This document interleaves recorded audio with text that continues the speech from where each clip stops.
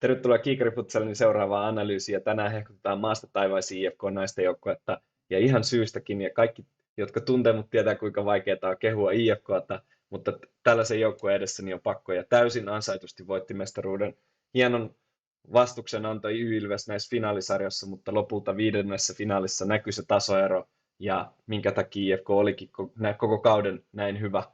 Ja katsotaan tänään enimmäkseen vaan tai katsotaan vaan IFK:hon liittyviä klippejä. Tietenkin siellä on vastustajana Y-Ilves tuosta viidennestä finaalista, mutta koitetaan keskittyä siihen vaan, että minkä takia IFK oli tosi hyvä. Ja mä näytän nyt paljon erilaisia esimerkkejä, niin ei päästä syvälle oikein mihinkään, vaan enemmän ideana on niin kuin näyttää se, kuinka laajalla tavalla IFK pystyy niin kuin ratkoa näitä erilaisia tilanteita. Niin hypätään suoraan noihin klippeihin ja aloitetaan ensimmäisestä. Niin sieltä löytyy heti tilaa, hypätään itse asiassa vähän taaksepäin vielä tuossa. Aloitetaan heti tästä sivurajasta. Niin IFK:sta tulee varmaan mieleen se, että siellä on niinku pallonhallintaa, siellä on 1 vastaan 1 pelaamista, mutta tässä niinku näkyy se, että kuinka paljon muutakin siellä on. Et pystytään hyökkäämään nopeasti, pystytään luomaan erilaisia tilanteita. Ja tossakin niin ihan perusliikkeellä niin pystyttiin sekoittamaan vähän Y-Ilveksen puolustusta, ei tiedetä seurataanko, prässätäänkö, mitä tehdään, ja sitä hyödynnetään. Tässä näin näkyy hyvä ensin liike Saana Vestolalta tuosta, että liikutaan ensin kohti, ja sitten tullaan tänne blokille eteenpäin. Jos mennään taas näin, niin nyt tässä tilanteessa ollaan pelattu tänne. Ensinnäkin täällä on valtava tila, jota voi hyödyntää, mutta myöskin se, että nyt tässä nämä 2 pelaajaa ekassa linjassa, niin kumpikaan näistä ei pidä Vestolaa, että se jonnekin hukkuu tonne noin, ja jos mennään eteenpäin tässä tilanteessa, niin nyt me ei nähdä, mitä siellä taustalla tapahtuu, mutta Vestola on täysin vapaana, käytännössä yksin läpi, toki vaikea tilanne, mutta niin kuin loistavaa peliä heti alkuun tuossa IFKlta.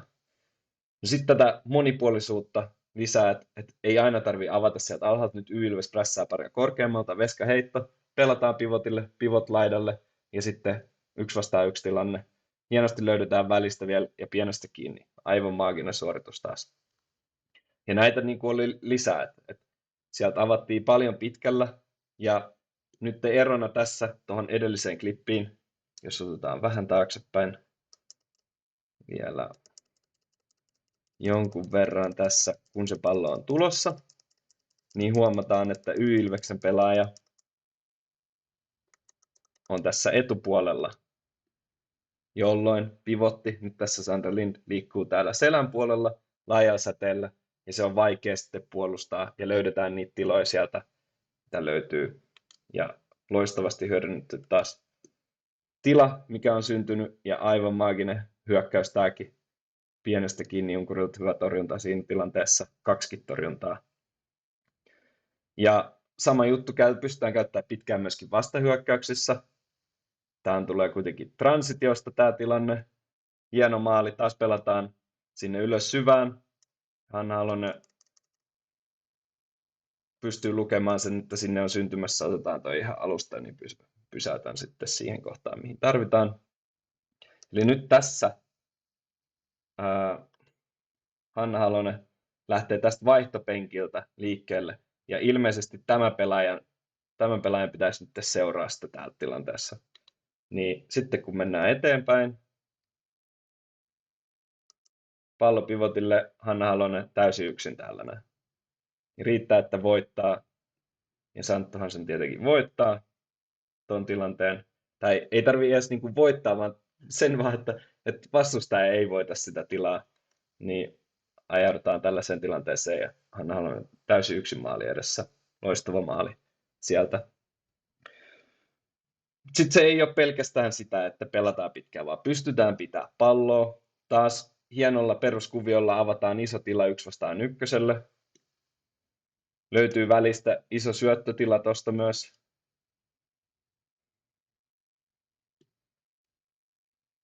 Kaksi vastaan 1 käytännössä loppupeleissä. Peruspallohallinta-avauksella, mutta se ei ole se, että niin osaat sä tehdä niitä prässipurkukuvioita, vaan nyt osaat sä lukea sitä tilaa, mitä siellä on. Ja IFK pystyy niin kuin muokkaamaan sitä pelitapaa sen mukaan, mitä vastustaja tekee. Ja se on niin kuin palloilua, riippumatta lajista, niin se on niin kuin se. Se on ihan sama, osaat sä ulkoa miljoona eri kuvioa ja miljoona eri asiaa tehdä, mutta jos et sä pysty lukee, mitä se vastustaja tekee, niin sitten se on niin kuin täysin turhaa. Jos et sä pysty hyödyntämään sitä, jos sä odotat sitä, että sun valmentaja kertoo siinä peliaikana pleikkari joysticki kädessä silleen, että mene tonne noin, hyökkää tonne noin, niin se ei ole ikinä sitä. Sun pitää pystyä lukemaan siinä pelin aikana, että missä se tila on ja hyödyntää sitä tilaa. Ja siinä IFK on täysin ylivoimainen tällä kaudella. Parempi kuin mitä Musa oli koskaan näissä tilanteissa.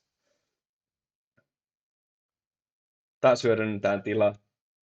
2-1, pelataan pivotille. Ja vähän taaksepäin vielä tuossa. Hypätään ehkä tänne näin. Tämä on vielä vähän taaksepäin. Pohjalta lähdetään pystyyn ja huomataan tässä tilanteessa, että nämä kolme on aika pitkälti samassa linjassa. Niin silloin se, että kun sä pääset tällaisessa juoksussa juokset tonne eteenpäin, niin silloin sulla on niin kuin mieletön mahdollisuus voittaa tämän pelaajan selkäpuoli. Sä pääset sen etupuolelle tai periaatteessa takapuolelle. Että sä pääset niin kuin hyödyntämään sitä tilaa siellä. Sitten kun sulla on vielä pivotti, joka pystyy voittamaan niitä tilanteita, niin silloin se näyttää sitten tältä. Pelataan sinne. 2-1. Tässä näin. 2-1. Hyvä jatko. Ja yksin taas veskari vastaan hyvä torjunta. Näitä pallonhallintavaiheita on kuitenkin paljon. Silloin kun Y-ilves tiputtaa, esimerkiksi tässä kohtaa ne johti vielä, niin ei prässännyt niin korkealta. Silloin tiputetaan. Silloin IFK pystyy pitämään palloa, lukea sitä tilannetta, mitä siellä tapahtuu. Pystytäänkö luomaan ylivoimia jonnekin? Saadaanko hyvä 1-1 tilanne? No saadaan sinne. Okei, ei auennut vielä tästä tilanteesta. Koitetaan välistä, ei aukea vieläkään. Koitetaan uudestaan 1-1. Ja pienestä kiinni. Toinen, ja tämä on loistava klippi, vaikka tästä ei lopulta tule yhtään mitään. Niin ollaan voitettu tätä tilannetta edessä sellainen puolittainen transitio, josta ei tullut mitään. Hanna Halonen pelaa taaksepäin Lindille, joka pelaa sitten eteenpäin. Sinne taitaa olla Selma Rantalalle tuossa tilanteessa. Nyt on pallonhallintavaihe. Ensinnäkin taas Selmalta hyvä syöttö Lainelle tonne laitaan, joka ottaa sitten 1-1 haastotilan tuossa noin.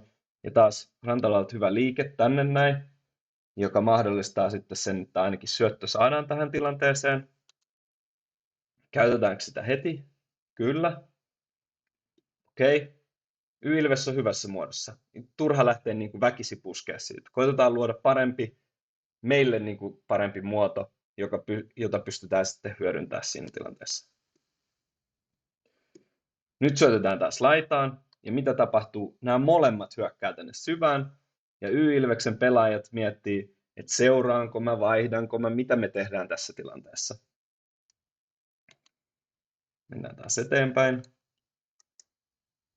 Hetkellinen suunta tonne eteenpäin, jonka jälkeen poikittain. Ja kattokaa, mikä tila tänne on syntynyt. Ihan mielettömän upeata. Tässä on nämä kaksi pelaajaa näillä liikkeillä ottanut Y-ilveksen 3 pelaajaa haltuun tuossa. Saadaan tosi iso 1-1 tilanne. Päästään lähelle maaliin. Koitetaan haastoa, josta lopulta tulee vaan sivuraja. Mut ihan mielettömän siisti.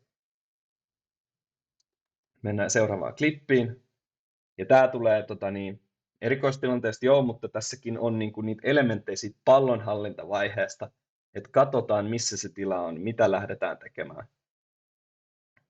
Ihan sairaan hieno maali. Toki onnea vähän mukana, kun tulee oma maali, mutta toi kombinaationa aivan uskomattoman hieno hyökkäys. Tämä monipuolisuus näkyy niin monessa asiassa. Nyt taas Saana Vestalalta loistava liike tonne tulee pivotin takaa esiin ja pelaa takaisin tänne. Se tarkoittaa sitä, että jos täältä tulee nyt kova prässi, niin kuin tästä tuleekin, hieno nuoli, niin toi pitäisi olla auki, koska Saana Vestala on saanut sen oman pelaajansa keskityttyä tänne hetkeksi, niin se avaa sen tilan tuohon. Sinne se sitten pelataankin, ja loistavasti löytyy tuosta välistä taas tila. Ihan mieletön. Ja 2-1 tilanne näin. Näytinkö mä tämän klipin jo aikaisemmin? Lisää erilaisia. Taas tyhjennetään pohjalta tila, käytetään tällä kertaa veskaria. Okei, Y-Ilves prässää kovaa, hyödynnetään niitä tiloja, löydetään linjojen välistä. Taas ihan mieletön hyökkäys, tosi lähellä maaliin. Sitten se ei ole pelkästään sitä, että miten me niin kuin pallollisessa vaiheessa tai pallonhallintavaiheessa pelataan, vaan se on myöskin sitä, miten puolustetaan, miten hyödynnetään transitioita. Niin IFK taisi tehdä 4 maalia vai 5 maalia transitioista, jos sen tyhjiä lasketaan vielä.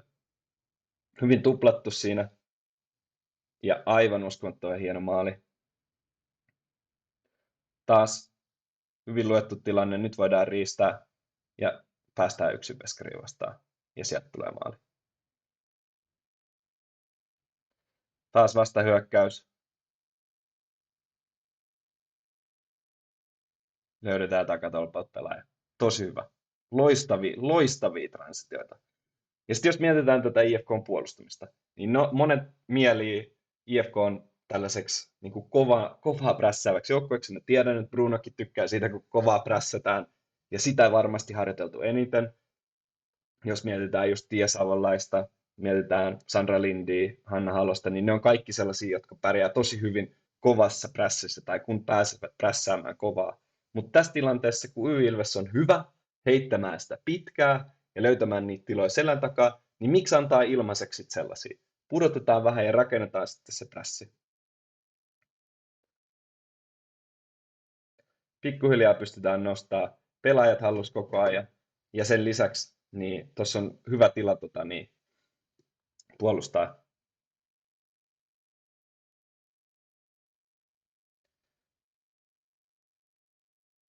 Sama homma taas. Ei anneta ilmaiseksi sitä tilaa, pikkuhiljaa nostetaan sinne. Y-Ilves yrittää hyödyntää tilaa takana, jota ei ole, ja pallo on IFK:lla. Ei mitään hätää tässä tilanteessa.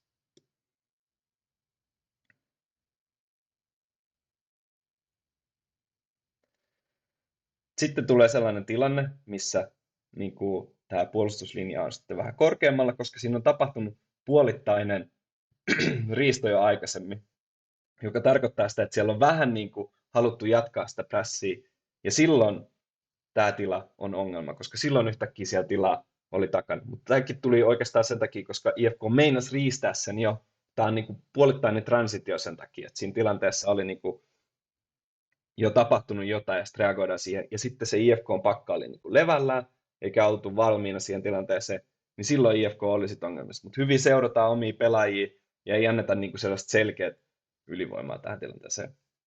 No sitten jos ja kun välillä prässätään korkealta, niin sitten huomioidaan kuitenkin se, että pohja yrittää pelata silloin pivotin etupuolella ja riistää etupuolelta niitä palloja.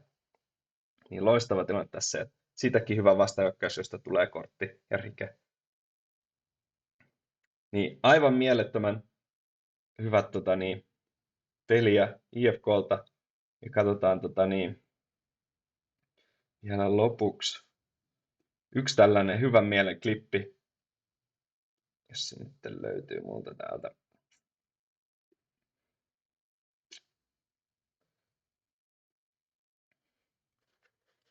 Katsotaan, jos mä näin saisin tuolta